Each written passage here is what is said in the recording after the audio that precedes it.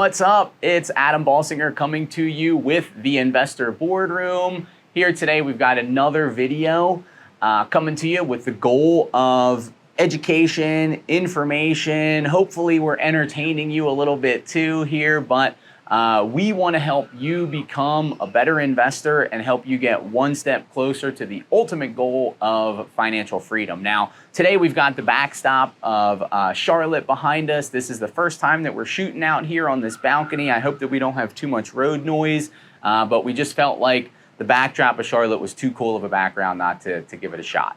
What I want to talk about on today's video are some things that we've got going on internally here at the Investor Boardroom that is going to actually provide more opportunity for our passive investors, okay? So when you're going out and you're buying real estate, there is debt and there is equity, okay? So every essentially piece of real estate that you buy is going to have both of those components, right? The debt is where you're getting the mortgage from, right? So like, let's talk single family. A lot of us have bought a single family house before, understand what goes into it, right? So if you're gonna go and you're gonna buy a single family house, the bank, right, Bank of America or whoever that lends you the capital for the purchase of the property, right, the company that you get the mortgage from, they are holding a debt position on your property. And so what this means is that their capital that they lend to you is secured by the piece of real estate. They are giving you the debt that you need in order to be able to close on the property, right? So you stop making your payments, the bank is not getting their mortgage payments from you. What they can do is they can go and foreclose on the property, actually legally take possession of the property from you, and that's how they're able to get their investment back. Okay, so debt, if you are a private lender and you are lending somebody money for them to go, they're using that as a mortgage to acquire a piece of real estate, your investment is secured by the piece of real estate at a set interest rate for a set period of time. So debt investors wind up with no upside in the deal. They have a agreed upon interest rate that they're going to get, what the percentage is over a period of time, and that's the terms of the deal, right?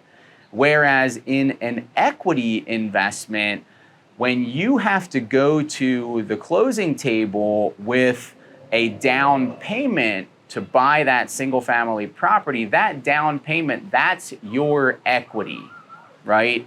So most debt lenders want you to have some skin in the game so that you don't just walk away from the property if things go south, right?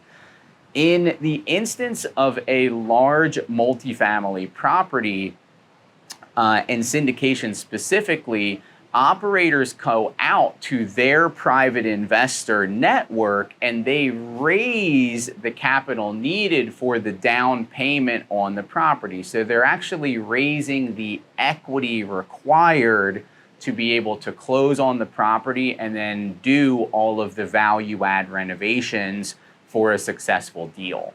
Now, what that typically means is that the equity investment is less secure, right? Because there is no mortgage in place. So technically speaking, an equity investment, there is the risk of potentially losing your entire investment.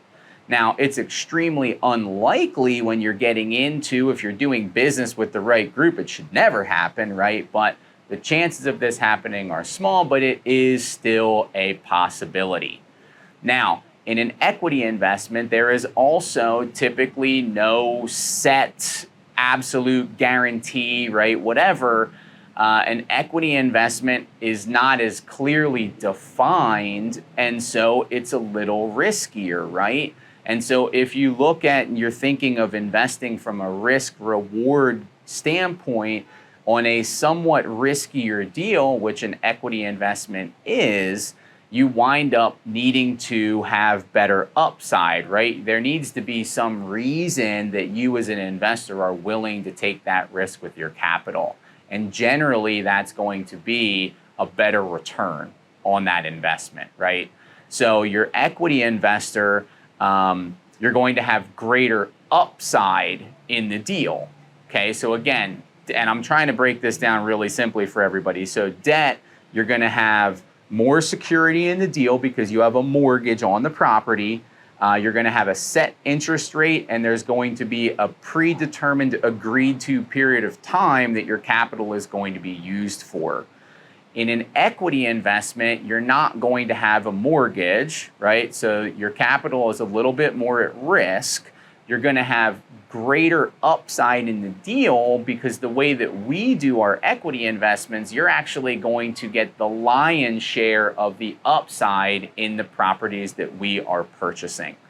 So with our equity investments, it typically winds up being a little bit of a longer time horizon too. So for us, our debt opportunities are typically 12 to 24 months. You get your money back a little bit faster. An equity investment with us, you're typically looking at 3 to 5 to a 7-year time period.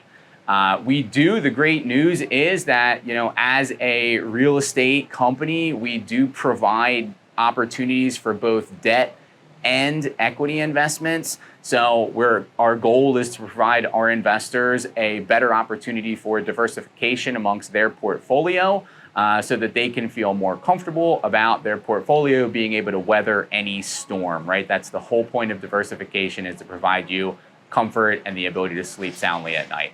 So I hope that y'all learned a little bit more about the difference between a debt and an equity investment today on our video.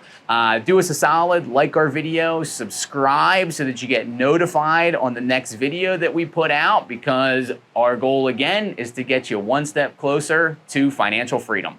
Have a great day.